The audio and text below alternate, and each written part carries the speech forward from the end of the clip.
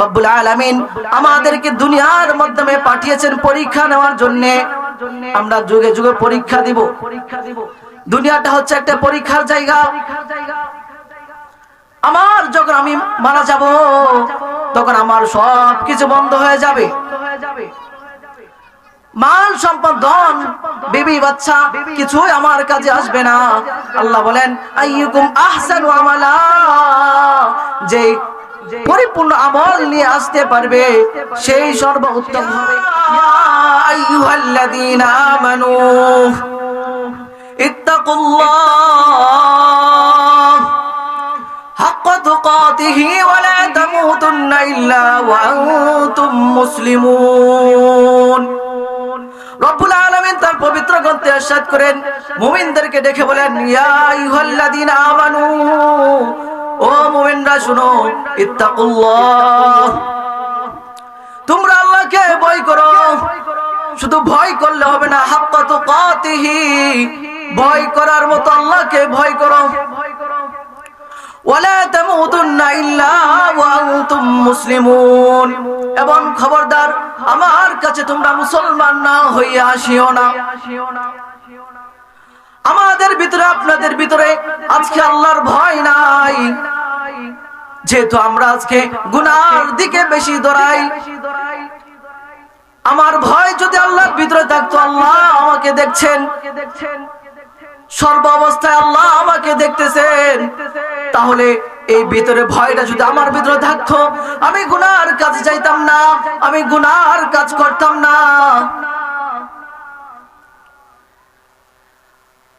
আল্লাহ তাআলা আরো তার পবিত্র গ্রন্থে ইরশাদ করেন, ওয়াল আসরি, আসরের শপথ, সময়ের শপথ, ইন্নাল ইনসানা লাফি খুসর, সমস্ত ইনসান, সমস্ত মানুষ ক্ষতিগ্রস্তের মধ্যে আছে।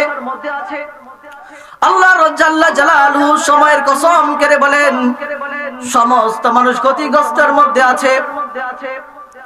ইল্লাল্লাযীনা আমানু, তবে তারা ব্যতীত যারা ঈমান আনে,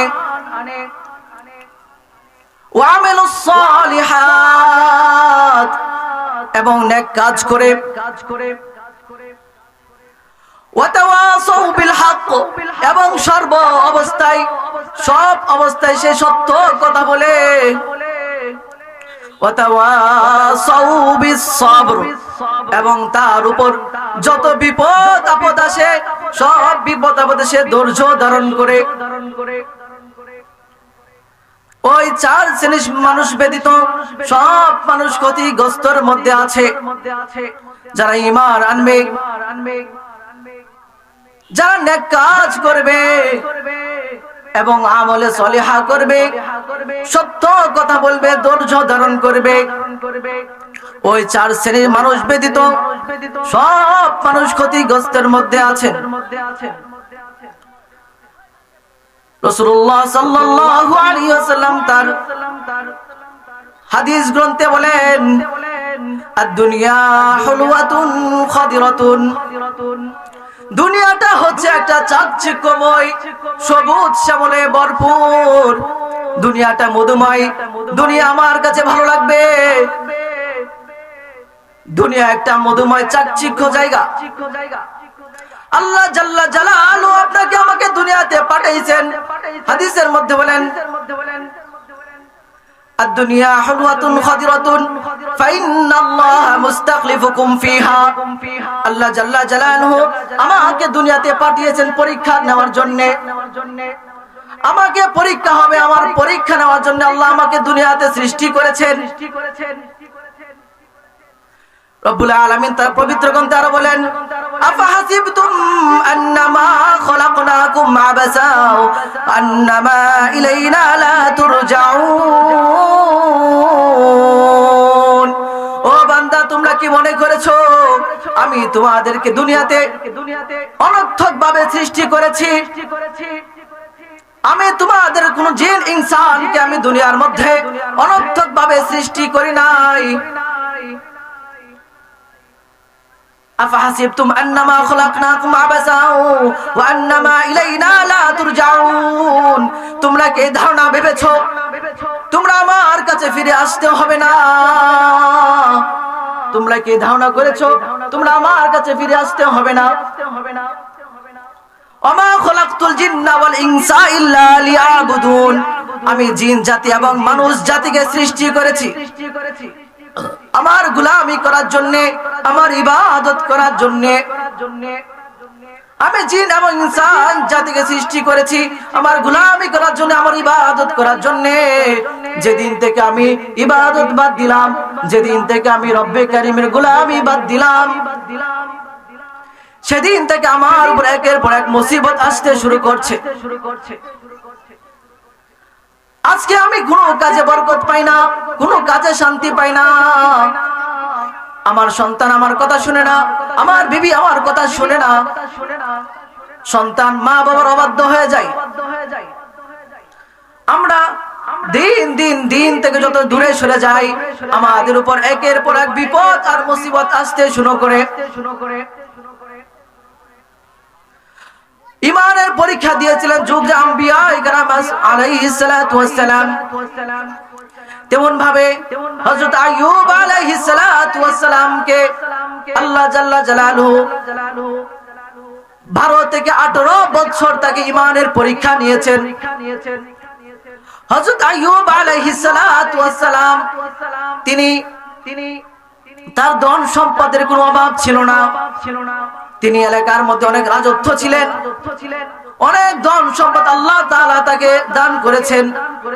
শেষ পর্যন্ত আল্লাহ তাআলা তাকে ঈমানের পরীক্ষা নিয়েছেন।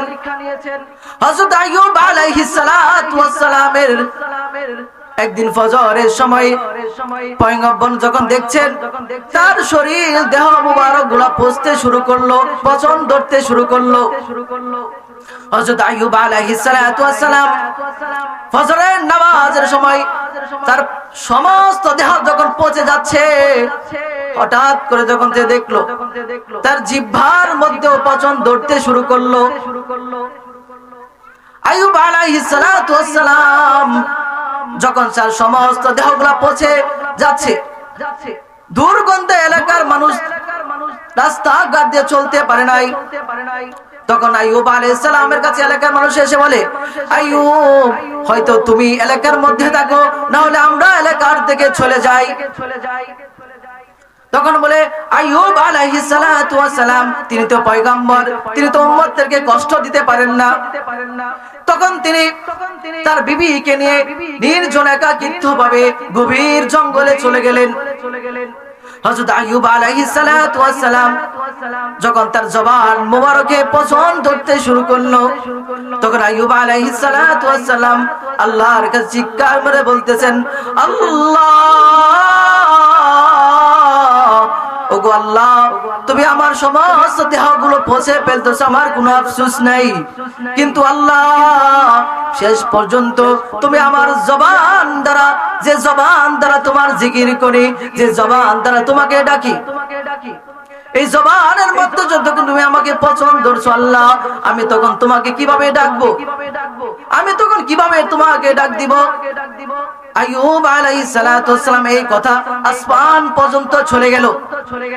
সাথে সাথে হযরত জিবরাইল আলাইহিস সালাতু ওয়াস সালামকে জমিনের উপরে পাঠান, যাও যাও জিবরাইল, আমার আইয়ুব ধৈর্যের পরীক্ষার মধ্যে পাস করে ফেলেছে। বলেন না সুবহানাল্লাহ। আইয়ুব আলাইহিস সালাতু ওয়াস সালাম তখন জিবরাইলকে পাঠালো। জিবরাইল যখন আদেশ দিল পায়ের নিচ থেকে পানি আঘাত করার জন্য, তখন জমিন থেকে পানি আসতে শুরু করলো। তখন এই পানি দিয়ে যখন আইয়ুব আলাইহিস সালাতু ওয়াস সালাম গোসল করলেন, তখন তার সমস্ত দেহ মুবারক গুলা সুস্থ হয়ে গেল। বলেন সুবহানাল্লাহ। আইয়ুব আলাইহিস সালাতু ওয়াস সালাম ভাবে যুগের পর যুগ আম্বিয়া আলাইহিস সালাতু ওয়াস সালামকে ধৈর্যের পরীক্ষা নিয়েছেন, ঈমানের পরীক্ষা নিয়েছেন তাদেরকে। আল্লাহ তাআলা বলেন, আলাম নাজআলহু আইনাইন, ওরে বান্দারে আমি কি তোমাকে দুটো চক্ষু দেই নাই, আমি কি তোমাকে দেখার জন্য দুটো চক্ষু দেই নাই, ওয়ালিসানাও ওয়া শাফাতাইন, এবং দুইটা ঠোঁট এবং একটা জবান কি আমি তোমাকে দেই নাই, ওয়াহাদাইনাহুন নাজদাইন, এবং আমি কি তোমাকে দুটো রাস্তা দেখিয়ে দেই নাই? আমি কি তোমাকে দুটো রাস্তা দেখিয়ে দেই নাই? এক রাস্তা তোমাকে নিয়ে যাবে জান্নাতের দিকে, আর এক রাস্তা তোমাকে নিয়ে যাবে জাহান্নামের দিকে। আমি তোমাকে দুটো রাস্তাও দেখিয়ে দিলাম বান্দা, এই রাস্তাতে চললে তুমি জান্নাতের পথে যাইতে পারবা, ওই রাস্তাতে চললে তুমি জাহান্নামের পথে যাবা। আমি তোমাদের দুটো রাস্তাও আমি তোমাদেরকে বলে দিলাম। এইভাবে আমাদেরকে প্রতিদিন 5 বার আমাদেরকে সতর্ক করেন। আল্লাহু আকবার, আল্লাহ সবচেয়ে বড়, আল্লাহ সবচেয়ে বড়। হাইয়া আলাস সালাহ, এসো নামাজের দিকে, এসো কল্যাণের দিকে। হাইয়া আলাল ফালাহ, এসো কল্যাণের দিকে। এভাবে আমাকে প্রতিদিন 5 বার ডাকতে থাকে। এরপর আমি দুনিয়ার মধ্যে গাফেল হয়ে যাই, দুনিয়া থেকে আমি সতর্ক হই নাই। এভাবে কবর আমাকে প্রতিদিন কবর আমাকে ডাকতে থাকে। আনা বাইতুল গুরুর, আমি অপরিচিত ঘর। আনা বাইতুদ দুর, আমি পোকা মাকড়ের ঘর। আনা বাইতুল ওয়াহদা, আমি একাকিত্বের ঘর। আমার কাছে আসার আগে চিন্তা ভাবনা কইরা আইসো। এভাবে কবর আমাকে প্রতিদিন এভাবে ডাকতে থাকে, বান্দা আমি অন্ধকারের ঘর, আমার কাছে আসার আগে আলো নিয়ে আইসো। রব্বুল আলামিন সূরা মুলকের 2 নম্বর আয়াতে বলেন, আল্লাযী খালাকাল মাউতা ওয়াল হায়াতা লিয়াবলুয়াকুম আইয়ুকুম আহসানু আমালা। ও বান্দারে, আমি মৃত্যু এবং হায়াতকে সৃষ্টি করেছি তোমাদেরকে পরীক্ষা নেওয়ার জন্য, তোমাদের কাছ থেকে পরীক্ষা নেওয়ার জন্য।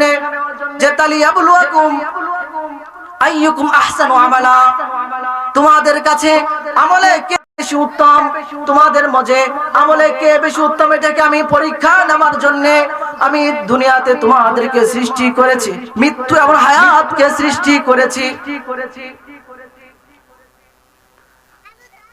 আল্লাহ রাসূল সাল্লাল্লাহু আলাইহি ওয়াসাল্লাম তিনি হাদিস গ্রন্থে বলেন, দুনিয়াটা হচ্ছে আদ-দুনিয়া হুলওয়াতুন খাদিরাতুন ফাইন্নাল্লাহা মুস্তাখলিফুকুম ফিহা। রব্বুল আলামিন আমাদেরকে দুনিয়ার মাধ্যমে পাঠিয়েছেন পরীক্ষা নেওয়ার জন্য। আমরা যুগে যুগে পরীক্ষা দিব। দুনিয়াটা হচ্ছে একটা পরীক্ষার জায়গা। আমার যখন আমি মারা যাব, তখন আমার সব কিছু বন্ধ হয়ে যাবে। মাল সম্পদ, ধন, বিবি বাচ্চা কিছুই আমার কাছে আসবে না। আল্লাহ বলেন, আইয়ুকুম আহসানু আমালা, যে পরিপূর্ণ আমল নিয়ে আসতে পারবে সেই সর্বোত্তম হবে। আমলকে আমি দেখব, আমলকে আমি যাচাই করব। আর এই দুনিয়া তোমাদেরকে ভুলে রাখছে কি জানো? আল্লাহ রাব্বুল আলামিন তিনি পবিত্র গ্রন্থে বলেন, আলহাকুমুত তাকাসুর, তাকাসুর দুনিয়ার প্রাচুর্য সম্পদ তোমাকে ভুলে রাখছে। কি ভুলে রাখছে জানো? হাত্তা যুরতুমুল মাকাবির, ওই কঠিন গন্তব্যস্থল মাকাবির যেটা আছে, কবর, কঠিন কবর তোমাকে ভুলে রাখছে। দুনিয়ার এই হাজার রকম ব্যস্ততা তোমাকে ভুলে রাখছে, তোমাকে শয়তান তোমাকে দুনিয়ার মধ্যে তোমাকে ভুলে রাখছে, যেন কবর সম্বন্ধে চিন্তা করতে না পারো। আমি আপনি চিন্তা করতে পারি না আজকে আমি যে মারা যাব, আমি যে মৃত্যুবরণ করব, এই ধারণাটা আমার ভিতরে আজকে আসে না। আমি তো এই ফিকির করি, আমার 10 তলা 20 তলা বাড়ি বিল্ডিং হলো না কেন? মেরে ভাই ও দোস্ত, মনে রাখেন, আমি বিল্ডিং সাজাইতে না পারলেও, আমি আমার ঘর সাজাইতে না পারলেও, আমার বিবি বাচ্চারা, আমার বাচ্চারা, আমার পরবর্তী যারা আসবে তারাও কিন্তু আমার ঘর সাজাইতে পারবে, পারবে না? আমার পরে যারা আসবে, আমি মারা গেলে আমার পরবর্তী বিবি আওলাদ যারা আসবে তারা তো আমার ঘর সাজাইতে পারবে। কিন্তু ওই কঠিন ঘর কিন্তু কবরের জগৎ কিন্তু আপনার সন্তান সাজায় দিবে না, দিবে? আপনার বিবি বাচ্চাও সাজায় দিবে না, আপনার কোন কেউ দুনিয়ার কেউ আপনাকে সাজায় দিবে না। ওই কঠিন কবর আপনাকেই সাজাইতে হবে। দুনিয়ার উপরে জমিন আপনি মারা গেলে আপনার পরবর্তী উম্মতগণ দুনিয়ার জমিনগুলো সাজাইতে পারবে, কিন্তু আপনি মারা গেলে আপনার উম্মত, আপনি মারা গেলে আপনার ঘর কেউ, কবর কেউ সাজায়া দিবে না।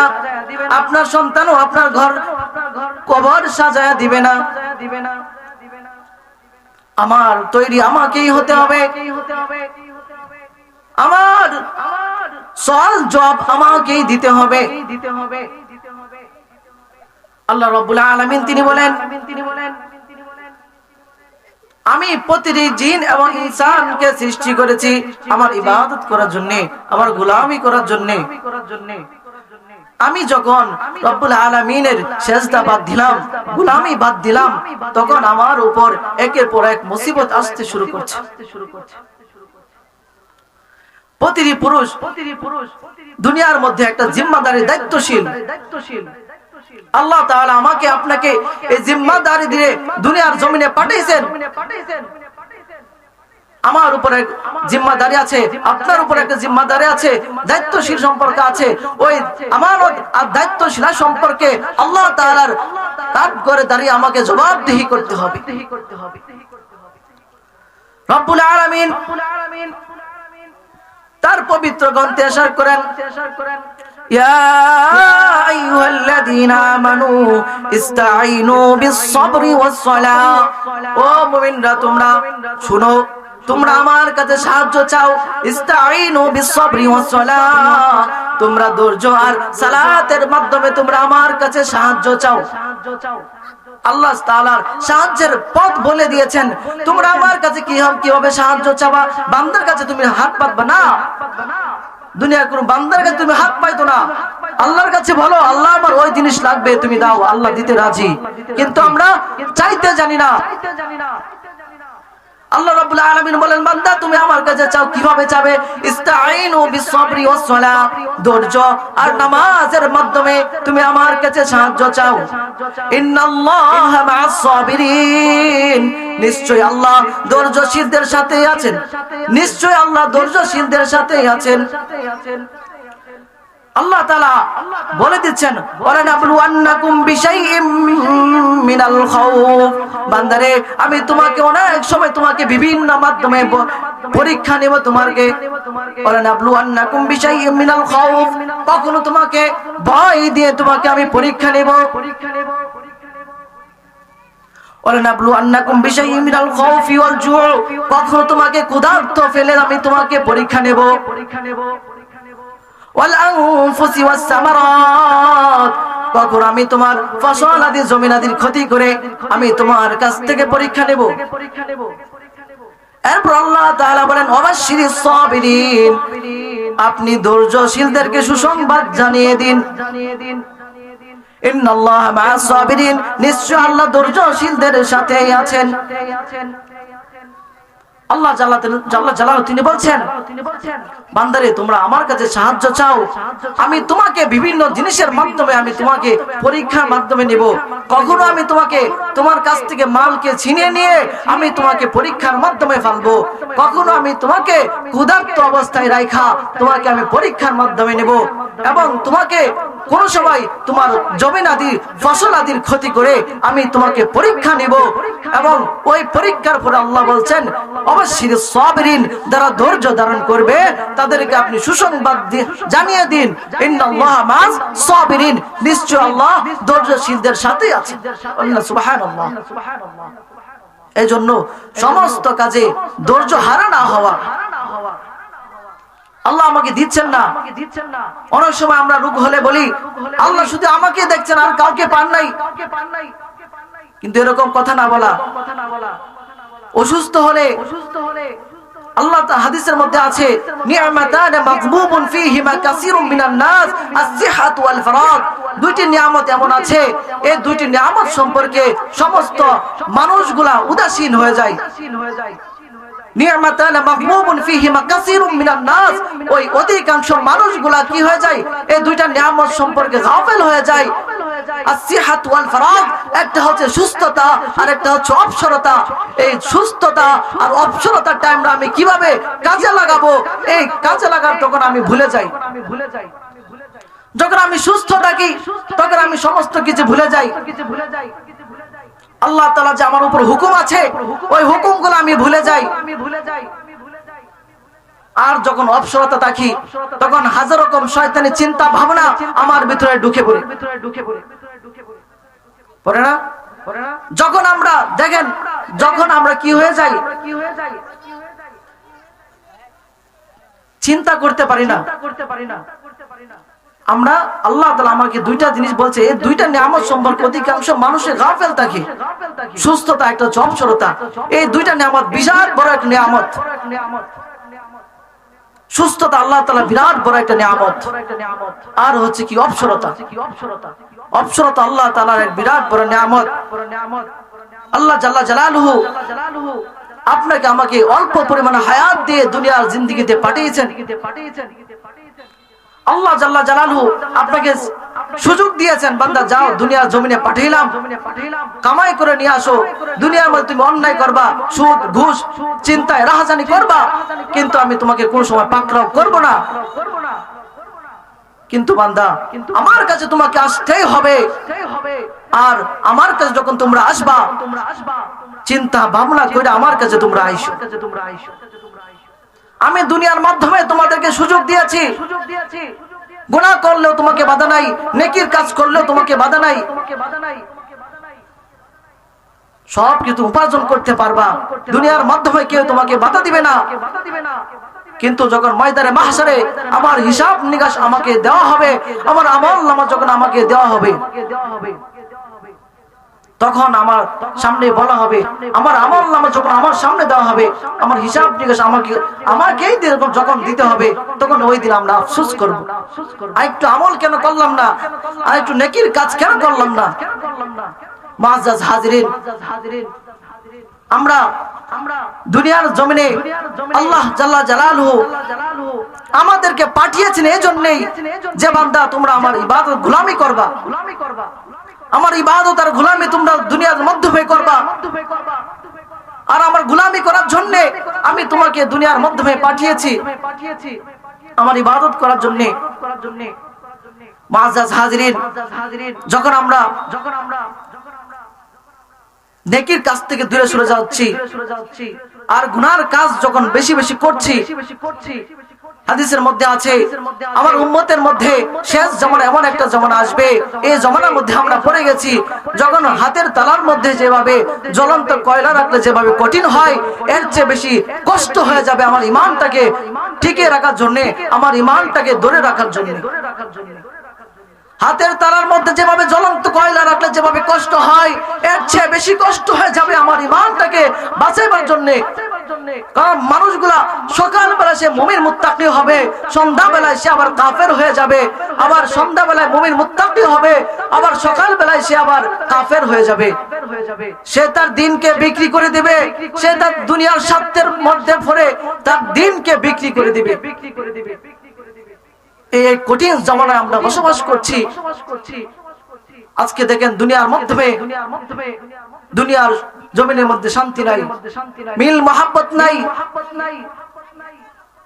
কারণ আমরা রব্বে কারীমের হুকুম থেকে দূরে সরে গেছি।